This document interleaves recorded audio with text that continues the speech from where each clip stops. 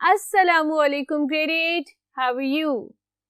Faiza Nadeem is standing here wishing you all the best and starting her new lecture on one of the English topics. And as usual, she is wishing and praying and hoping that all of you are healthy and safe, are going to your schools regularly, eating out, going for hangouts. But among all these activities of life, do not forget that academics is very precious and very important. So what we are going to do today? Let's go and find out what today's lecture is all about. Come with me, we have a long walk to go. Ji beta and bitia, what is the board telling you? The board is telling you to take your grammar tree out in specific and unit number 22, which is the conditionals and is covering the pages 140 to 143. So what are conditions? Conditions होती क्या हैं? अगर कोई काम आप कर रहे हो, ठीक है, और उसके साथ certain conditions लगी हो, life is all about choices, है ना? तो अगर वो choices या वो conditions उस काम के साथ attached हो, तो वो conditions कहलाती हैं, जो choices आपके पास, जो options आपके पास मौजूद होती हैं, ठीक है? यानी कि अगर यूं होता तो यूं हो जाता, ठीक है? अगर मैंने मेहनत की होती तो फर्स्ट आ जाता, सेकंड ना आता. एक मैथ्स की एक्सरसाइज मैंने चॉइस में छोड़ी, अगर मैं वो कर लेता तो मेरा 90% मैथ्स का रिजल्ट होता, ठीक है? तो ये जो अगर मगर है ना आपकी जिंदगी में, वो आपकी कंडीशंस हैं, ठीक है? और जो सेंटेंसेस उन अगर मगर से रिलेटेड होते हैं ना बेटा, उनको कहते हैं कंडीशनल सेंटेंसेस. अगर को इंग्लिश में क्या कहते हैं?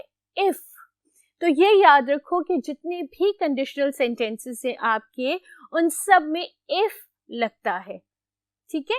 एक चीज हमने यहाँ पर फाइनलाइज कर दी कि अगर इफ लगा हुआ है, if there is if in the sentence, it is a conditional sentence, ठीक है?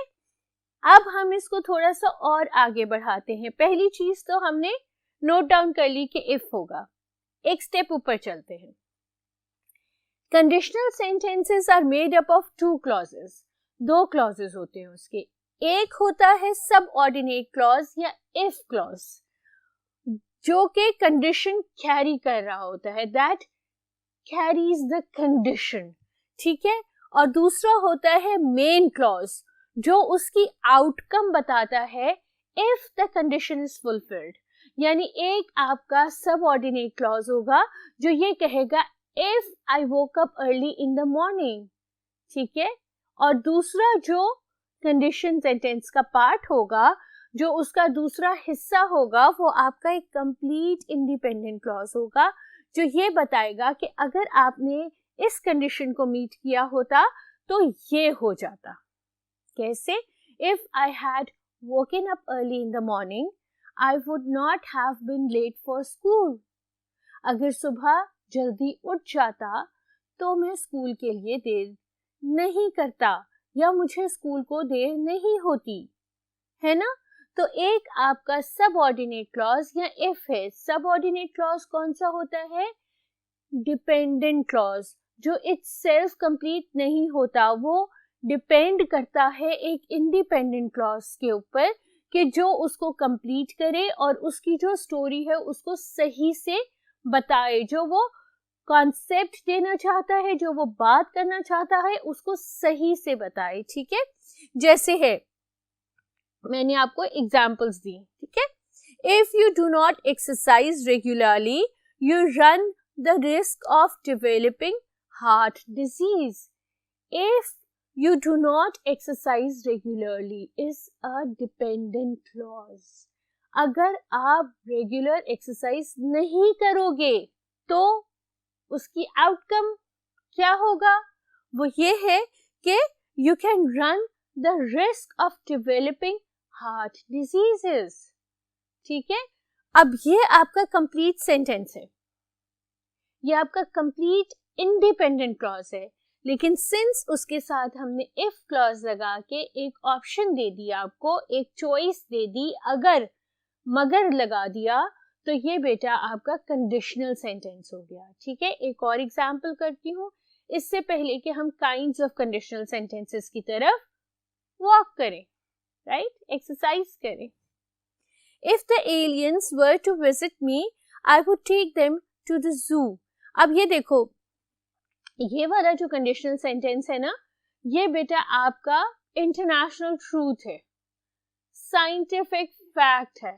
ठीक है, लेकिन ये वाला जो कंडीशन है, ये वो कंडीशन है जिसको most probably you will never come across in your life, और most probably nobody would ever come across in their life. ठीक है, अगर एलियंस हमें विजिट करें, until and unless you are one of the Hollywood और Bollywood movie star जो कि movies बना रहा हो बेस्ड ऑन एलियंस। ठीक है, तो if the aliens were to visit me I would take them to the zoo. अगर एलियंस मुझे विजिट करेंगे तो मैं उनको जू ले जाऊंगा, उनको दिखाऊंगा कि देखो हमारे पास कितने क्रीचर्स हैं, right. Third is if I visit my uncle we always go boating on the lake near his house. ये कौन सा है, ये हैबिचुअल है, यानी you are habitual of doing something. ठीक है, और ये वो कंडीशन है जो ये बता रही है कि you have this practice in your life that whenever you go to your uncle's house you go for boating at a lake which is near his house, right? तो ये 3 different conditions मैंने आपको बताई हैं। अब इन 3 different conditions को हम 3 different way से categorize करते हैं। Those are called as kinds of conditions. Let's move one step further and let's find out what types of conditional sentences there are. जी, kinds of conditional sentences. Conditional sentences की 3 types होती हैं, conditional type 1, conditional type 2 और conditional type 3। ठीक है, I hope that by this time you have understood the concept of conditional sentences. बेटा, ये आपका ग्रेड 9 के ऑब्जेक्टिव पेपर का एक बहुत इसेंशियल क्वेश्चन होता है, तो बजाय ये कि ग्रेड 9 में आप इस कॉन्सेप्ट को हासिल करो, अभी इस कॉन्सेप्ट को लो ताकि इसको सिर्फ आपको रीइंफोर्स करना पड़े। ठीक है, समझ आइए मेरी बात। तो कंडीशनल की 3 काइंड्स होती हैं, 1, 2 and 3। Let's start with conditional 1। ठीक है, कंडीशनल 1 या रियल कंडीशन टाइप, ये भी फर्दर सब डिवाइड होती हैं डिफरेंट क्लासेस में। सबसे पहली जो क्लास है इसकी वो ये है कि a fact which is considered to be scientific truth और इज वेरीफाइड बाय एक्सपीरियंस। कोई ऐसा फैक्ट जो पता है आपको कि साइंटिफिकली ट्रू है या वो वेरीफाई हो चुका है एक्सपेरिमेंटेशन के साथ, तो वो आपका कंडीशनल 1 सेंटेंस या रियल कंडीशन में फॉल इन करता है। ठीक है, जैसे कि हमने पहले किया था, if you do not exercise you run a risk of developing heart diseases, right. इसी तरह से यहाँ पर एक और एग्जाम्पल है, if you don't study you will fail in the exam.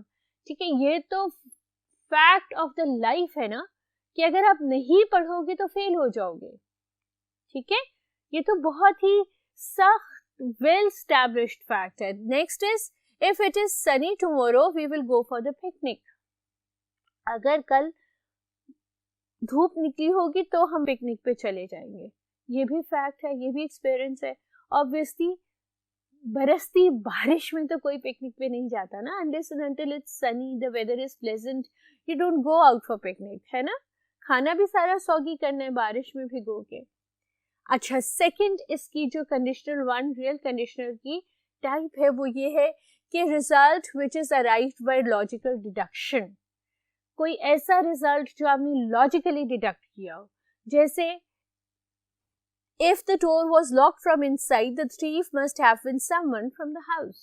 अब you have been investigating a case and you have seen that the door was locked from inside but somebody inside the house opened the door for the thief to come in. तो ये logical deduction है, आपने logically deduce किया है कि यहाँ पर क्या हुआ था। ठीक है, या फिर ये देखो, if the boy is telling the truth then his friend must be lying. अगर ये लड़का सच बोल रहा है तो वो झूठ बोल रहा है, दोनों में से कोई एक तो झूठ बोल रहा है ना, right?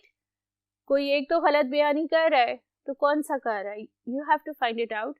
But this situation, this idea has been deduced by logical explanation. So this is conditional type 1, real condition, right? Third, इसका C part किस तरह से होगा? वो ये होगा कि एक usual और habitual situation या event, जैसे हमने पहले किया था कि if I go to my uncle's house, I go for boating near his house at the lake. ठीक है, यहाँ पर क्या है? If we go out to eat, we prefer going to a Chinese restaurant or we prefer Chinese food. यानी कि ये उनकी habit है.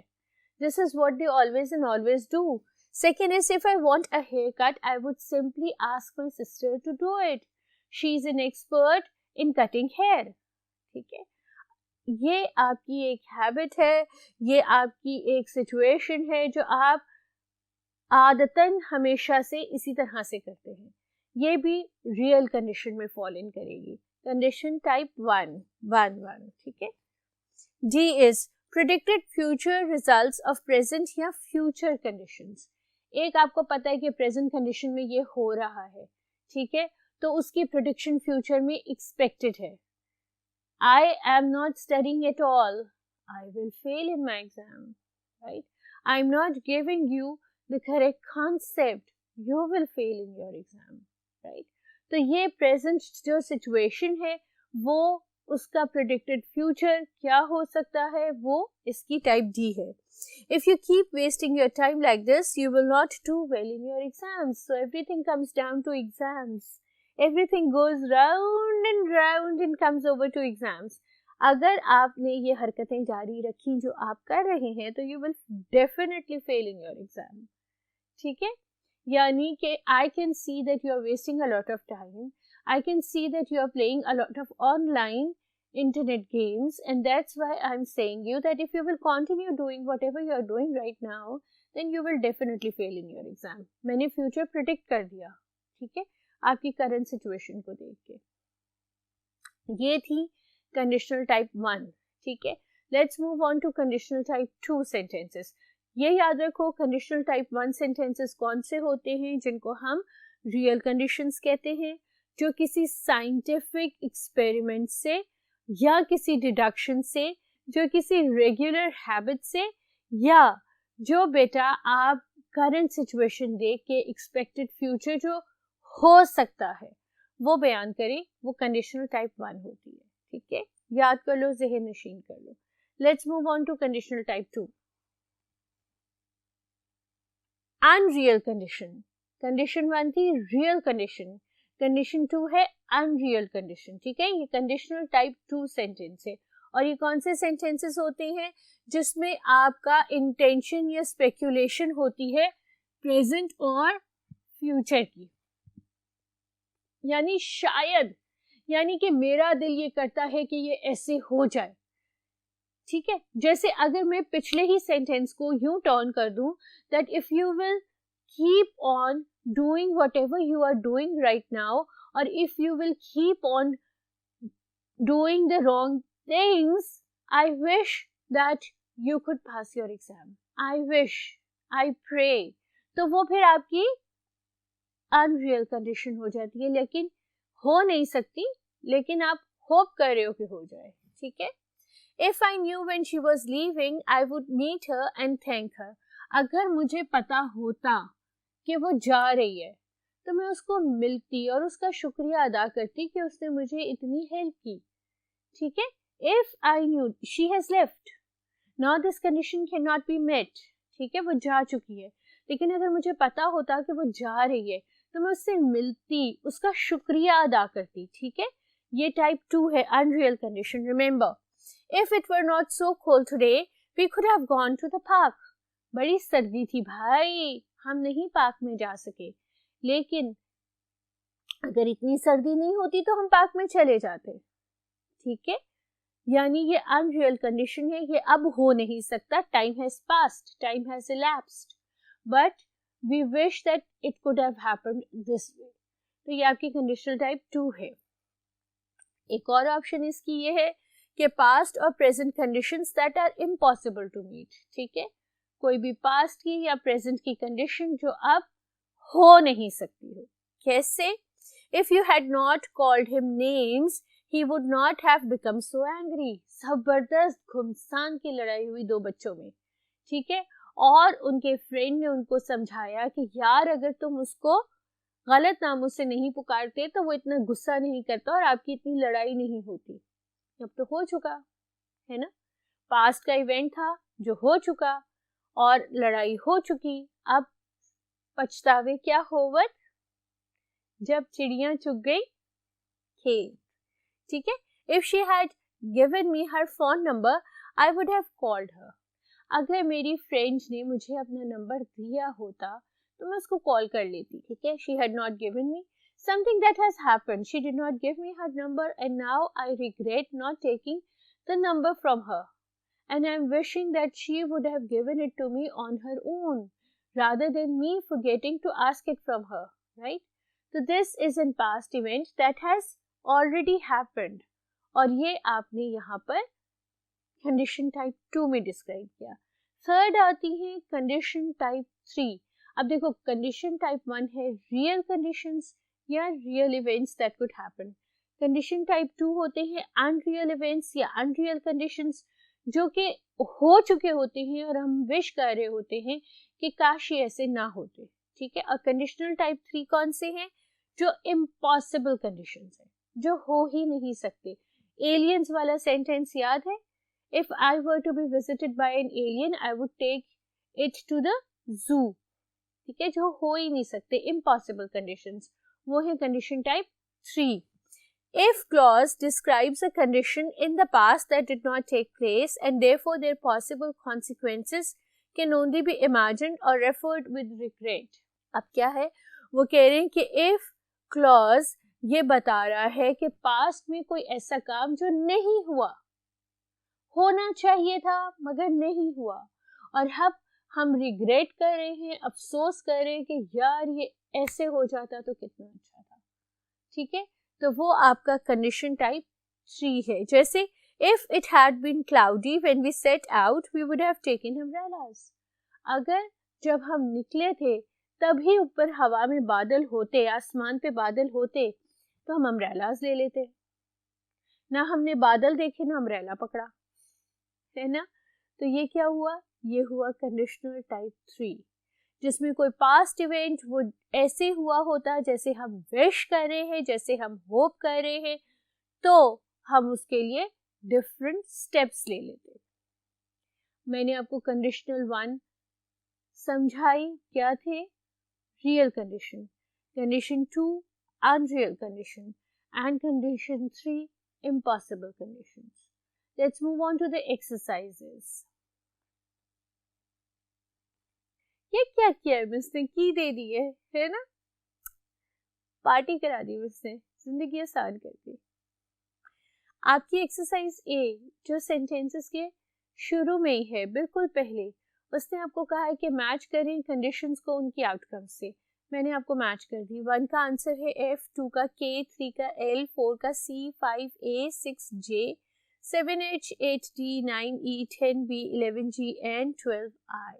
So these are the answers according to the hierarchy that is present in your book. ये आपको मैंने answer दे दिए। Exercise P में आपने क्या करना है कि आपने जो कंडीशंस हैं उन सबसे पहले इफ लगा देना है, हर सेंटेंस के पहले इफ लगा देना है। जहां सेंटेंस एंड हो रहा है कंडीशन का, वहां कॉमा डाल के उसके सामने वाले सेंटेंस को उसके साथ जोड़ देना है। एक्सरसाइज सी और D is your discretion, it's your choice, it's whatever you want to do, you want to write, ठीक है। सो इसके साथ मैंने आपको तमाम एक्सरसाइजेस भी सॉल्व कर दी और तीनों कंडीशंस भी समझा दी। Keep this in your mind what the 3 different types of conditions are. एक जो मैंने हल्की सी आपको टिप दी है, की दी है कि जब सेंटेंस में इफ होता है तो वो कंडीशन हो जाता है, और जिस क्लॉज के अंदर इफ मौजूद होगा वो आपका डिपेंडेंट क्लॉज होगा, ठीक है। याद रखो वो कंडीशन हो जाएगी, डिपेंडेंट क्लॉज होगा। अगर कोई रियल कंडीशन है, लाइक कोई साइंटिफिक एक्सपेरिमेंट है, कोई यूनिवर्सल ट्रूथ है, कोई डिडक्शन है, तो वो तमाम की तमाम आपकी रियल कंडीशंस है, ठीक है। अनरियल कंडीशंस वो होती हैं जो आप होप करते हो कि ये ऐसा नहीं किया होता तो ये ऐसा ना होता, जो अब हो चुका है, ठीक है।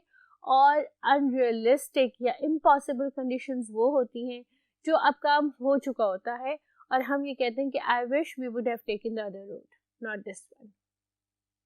अपना बहुत ध्यान रखो, अपना ख्याल रखो, इस कॉन्सेप्ट को रिवाइज करो। It's a very important concept that will come for your help in your board exams, ठीक है। मुझे अपनी दुआ में याद रखो, और एक चीज़ जो मैंने शुरू में नहीं की, अपनी नमाज का एहतमाम रखो और अम्मी अबू के फर्माबरदार रहो। अल्लाह हाफिज़।